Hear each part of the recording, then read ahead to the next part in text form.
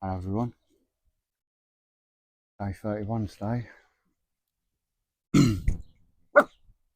Shush. Yeah, first day of the second month. And I'm halfway through my fifth week. Leave me alone. Yeah, so I just want to say like a big well done to all you that are still running alongside me. I know a few of you still are. Um, yeah, keep up hard work. It is fucking hard work, so keep it up. Uh,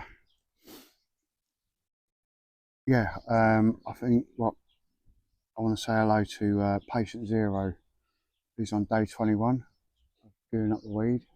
So well done you. I think you'll be on day 21 now. Um,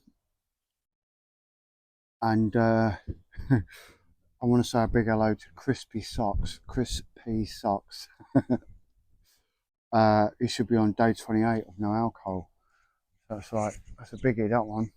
So if I could salute you, Crispy Socks. Yeah, nice one. I've seen like a couple of you have been honest enough to like say that you stopped your journey of sobriety or being sober or being free of the weed, because like you sort of like I'll stop saying sort of like um, yeah, a couple of you have had a long enough break to realise that it was a break that you needed and not to fully give it up, and I totally respect that. So if you are one of those that's like started smoking again, hopefully you've had like some reflection on the time that you've had off smoking weed, and it's like that stood you in good stead for the future. um, yeah, I know. Well, a friend of mine has a break. Like he's got a love-hate relationship with it, and if he's watching this, he'll know who it is. Sometimes he has a break for like over a year, and then go back and hit it for a little while, and then realise that it's getting him down, or it's getting him unmotivated, or it's just getting on top of him. So he just fucking cuts it straight off. Um, yeah, I'm sort of like exercising them. Well, I'm exercising the powers of cutting it off, like without the view to go back into it again later on down the line. Because I can't do that. It's not my thing, because I'm going to be routinely drug tested in my job. So yeah, it's something that I've got to knock on the head for stop, for full, knock, knock on the head for stop. I've got to stop it, and that's what I'm doing. I'm in the process of stopping it. So yeah, so if you are one of those that's had a break and gone back to it with a fresh head, then fair enough. That's cool. The break is what you might have needed, but a break from it isn't what I need at the moment. I need just to stop it. If I want to carry on with my life and drive trucks, then I've got to stop it. Full stop. Um, so yeah, yeah, having a break from it's healthy. Resets yourself, resets your THC receptors, so you're not saturating them all the time, and breaks you from that habit of just going constantly fucking blazing and blazing, which is so easy to get into. Why this fucking shit's so hard. Giving up is so fucking hard. Um, but yeah, I'm on day 31, as I said, so it's like uh, I'm really proud of that. But at the same time, I'm getting itchy fingers. I think it's where I am, the environment that I am at the moment, and as I said yesterday, the association and having a break away from the shithole that I live in. It's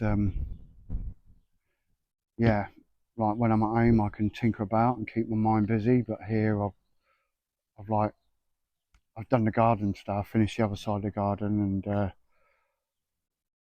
not much else to do here now apart from look after the dogs, take the dogs for a walk, and yeah, that's it at the moment. I've been trying to play Daisy. Excuse me. Shh. I've been trying to play Daisy at the moment, but because I'm not with my daughter and her fiance and Tasha, it's a bit different. I'm just like, don't really do anything for them at the moment. And Daisy's my be all and end all game I've ever played in my life. Probably ever will be. There's no game out there on the gaming circuit that fucking beats it. So yeah, getting itchy fingers, especially being here as I've just said. But you know, it is what it is, and I've got to get through it. Anyway, so yeah, I seen the channel last night. I've been following his channel, an Australian bloke, and he's one of these channels that it's members only.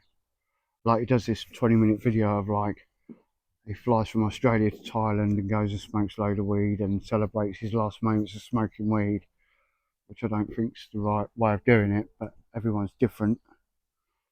But yeah, goes to Thailand and has his holiday and treats himself to like loads and loads of weed because in Thailand it's legal at the moment, but I think they're closing that back down. I think they're doing a U-turn on that one.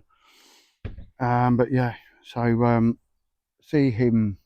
He does a 20-minute video that's public, and then all the rest of his videos, all the rest of his uploads are members only.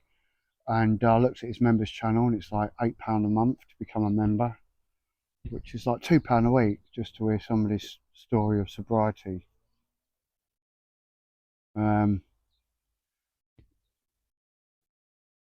I think I've said before. Well, no, I've said before about offering people some sort of like structure. I mean, if you're out there looking for how to quit weed or how to get off weed, or you're looking for some support or some structure to conform yourself to, or to train yourself to, or to use as your tool of getting sober yourself or being free from weed yourself.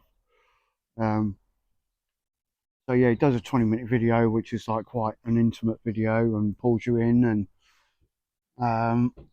went onto his like day one upload, and it's like members only, and went onto his members only channel, and it's like £8 a month, as I just said.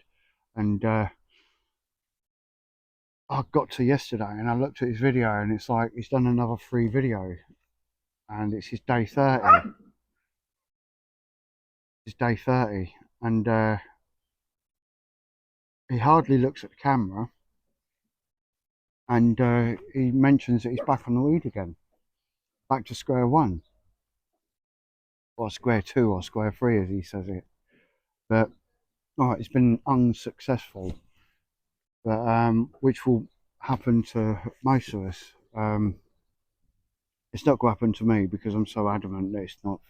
I'm not going back to it because the prospects of having a good job and the money and the positivity and the fucking routine and the opportunities that will arise from having good money coming in and keeping myself busy from doing the job that I really want to do far outweighs fucking 2 hours of getting blazed on a fucking blunt.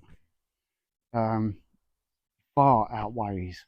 I mean, even though I'm getting itchy fingers now, it's like it just doesn't fucking compute. And I looked at some of his other videos, and they're like it's him fucking bodybuilding and like just like showing you all of his motorbikes and all shit like that. And it's like, yeah, okay, he might be keeping himself busy and he's filming these things, but I think it's just trying to grow a YouTube channel, and it's quite I wouldn't say he's a handsome chap, but you know, he's not an ugly bloke, but I think he fucking loves himself and maybe does a lot of things in front of the mirror. But yeah, um, I think he likes himself more than life, really. And I like life as much as I like myself. I like life, and yeah, so it's bit of a cheesy thing to do, really. Because now he'll probably release more videos of starting again at day one and put them behind the members only fucking channel, and it's or a members only thing, and it's just like that's fucking robbery in my eyes. You're a fucking egotistical fucking robber. You should be fucking ashamed of yourself, mate. I'm not gonna say his name because I'm not gonna fucking diss anyone, but yeah, bit of a fucking dirty move, that one. And without being judgmental, I sort of like saw it at the beginning. I, I didn't, I wasn't thinking, I know you're gonna fail, but I just had this feeling of like, you're going about this in the wrong way, mate. Like going on a fucking holiday and spending thousands on weed before you go sober. It's just like, if you truly want to go sober, you fucking chuck it all away immediately. You start from now, not tomorrow. Oh, I'll do it next week. I'll start from fucking whenever. I'll start on a full moon, or I'll start whenever fucking my mate Bobby comes round. Fucking, I ain't got a mate Bobby, but um, I think you know what I mean.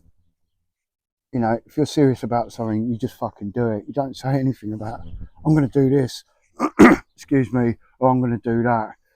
You just go and fucking do it.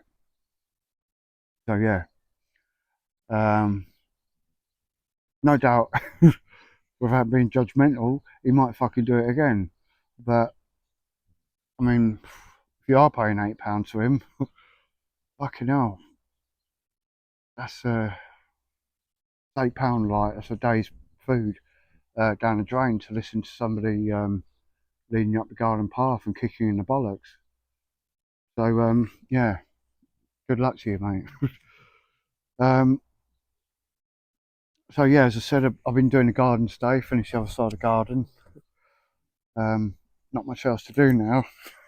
I'm here till next Thursday, but I'll keep myself busy somehow. I might rake all the dead grass up, or the grass I haven't collected today, tomorrow, and I don't know, go around doing all the edges and that on Sunday. I don't know, but yeah. Today I've been watching a farmer because like his fields are just like 10 meters away, as I said yesterday, and he's been tilling his fields. Um,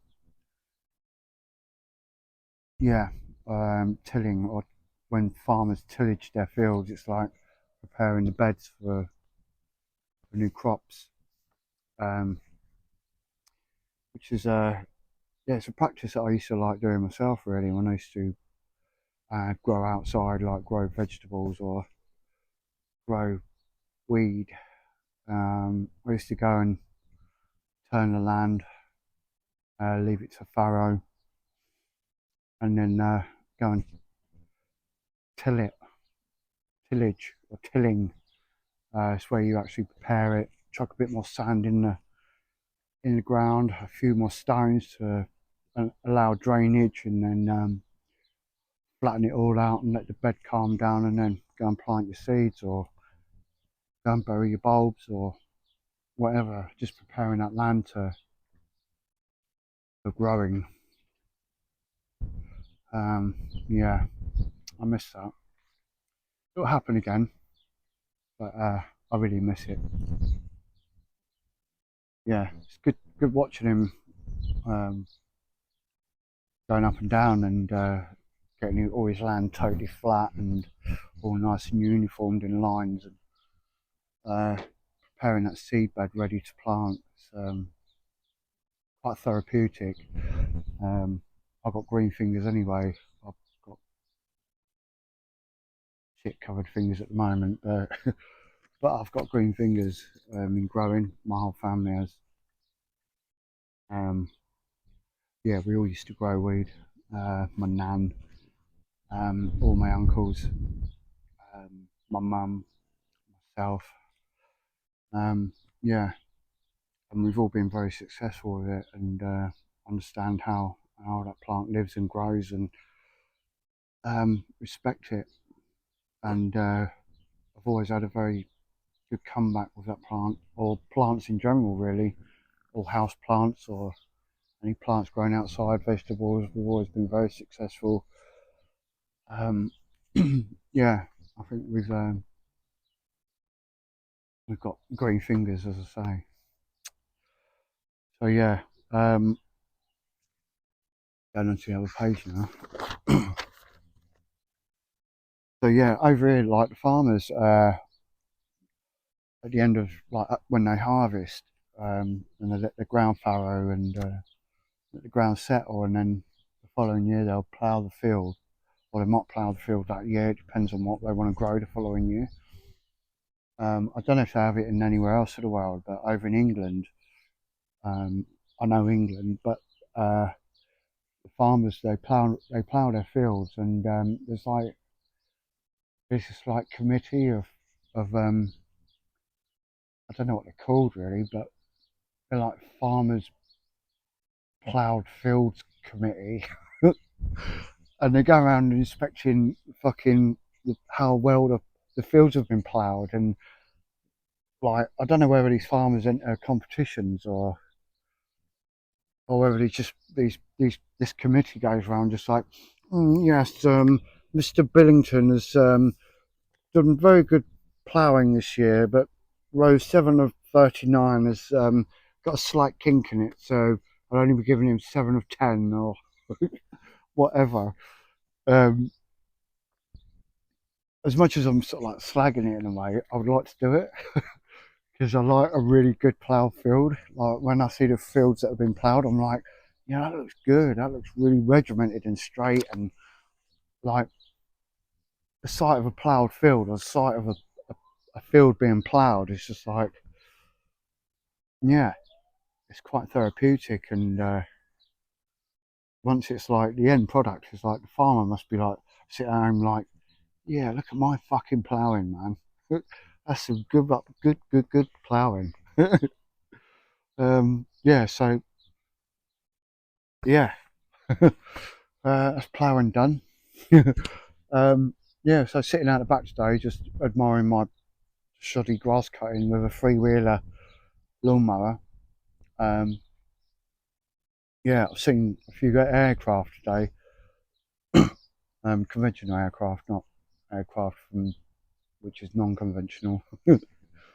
But anyway, yeah, I've seen two F-15s today, McDonnell Douglas F-15s.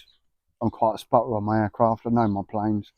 I used to be in the army myself, and before that, I wanted to join the Royal Air Force, but I'm colourblind, so didn't do that. So then I joined the army, joined the Guards, Grenadier Guards, and yeah, I saw two F-15s dogfighting two F-22s today, just over the back there. Which is quite interesting to watch. Loud as fuck they were. The F-15s especially, they're fucking proper loud. Um, but yeah, then I saw uh, a Mark 16 Spitfire. Sound like a right spotter now. I saw a Mark 16 Spitfire performing dogfighting moves. Well, I'm sort of a spotter because that's what I've written down. So yeah. But the sound of that fucking Merlin engine is just like, it's unmistakable. I heard it miles off, and I just come running out because I heard it. And that Merlin engine, when it's performing tight turns and that, it's got a real growl to it and a whistle. It's fucking whine. It's just like, it's unmistakable. And I flew out. I walked out and started filming it. And yeah, it was a Spitfire. I think over in America you had the P-38 Mustang, which had the same engine put into it. So I know there's a lot of P-38 Mustangs flying about still. If you're into aircraft, or you might know any aircraft, it's an unmistakable noise of that engine, that Rolls-Royce Merlin engine, British engine, well, English engine. Yeah, it's unmistakable. Um, Also saw a DC-3 Dakota, uh, which is like an American World War II transport plane, which is also that's quite unmistakable noise as well. I knew what that noise was. Um, yeah, I went and filmed that also. Um, yeah, it's nice to see. And then I heard a Chinook, like it must have been 4 miles away, perhaps further away. A Chinook is it's an American made double propeller helicopter, which has got two propellers on top, and they're both going all alternative direction from each other. One will go clockwise, and the other one will go anti-clockwise, and that chopping noise, it's unmistakable of a Chinook helicopter. When I was in the army, I used to fly around in Chinooks quite a lot, and I remember one time when I was in a Chinook out in the Falkland Islands back in 1990. We were flying from East Falkland Island because it's split into east and west, and then there's islands around. So the dog's like getting into a bone now. Yeah, there's islands around it called Weddell Island, Pebble Island, and Seal Island.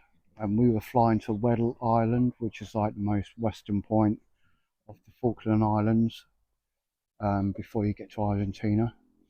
And we were flying in this Chinook in this really bad storm, and we had to get to Weddell Island because the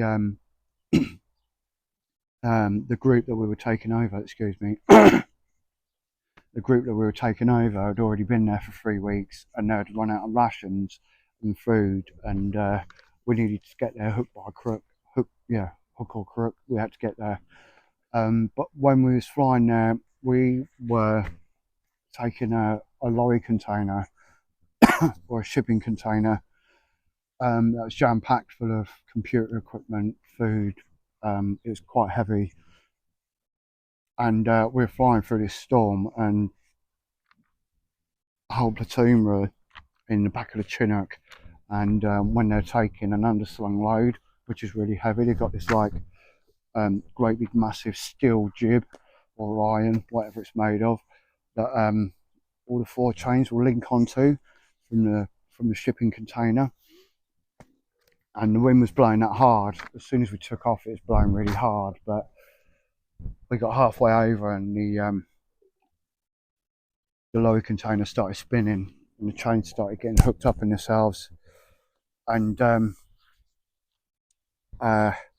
yeah, it was pulling the helicopter out of the sky.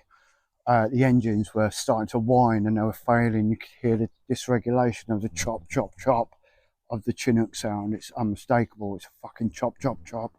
You could hear the engines whining and struggling, and it was pulling us out of the sky. We nearly lost enough lift to keep the fucking aircraft in the sky, so we had to drop the lorry container, and because we were dropping really fucking fast, and the only thing was to drop the lorry container, and then went in for an emergency landing basically.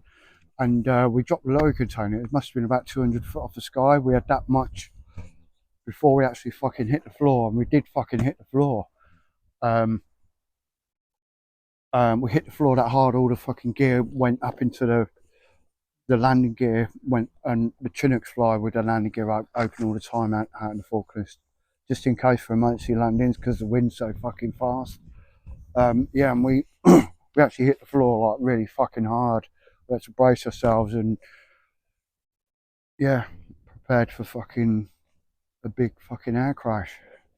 But we landed. We landed that hard that the blades actually fucking went into the south. Engines are still going, but the blades have stopped, but the engines are still going round. Fucking, it was a dreadful noise. It's fucking horrific, a horrific noise, and it's just like bail out, all of you bail out. None of us got hurt, thank fuck. But yeah, I think all of us had shit up our backs. It's fucking scary. Yeah, so we just waited there for a civilian Bristow's helicopter, a Sikorsky helicopter, to come and pick us up and take us to Weddell Island because we had to still get there. But yeah, it was quite a scary moment. I've had a lot more scary moments, but I'll go into them another day. But yeah, yeah, as I said earlier, I'm getting itchy fingers, like being here and not much to do, so got itchy fingers. So I'm really looking forward to getting into work. I really want routine. I'm fucking hungry as fuck to get into work and keep busy and to learn my new career. And yeah, starving to get into that job. Really want it badly. Um, so yeah, that's today pretty much done. Um, and I forgot to say it yesterday, but I'll say it today. I shall see you tomorrow. And as always, tread lightly and breathe deeply. Thank you for watching my video. See you tomorrow.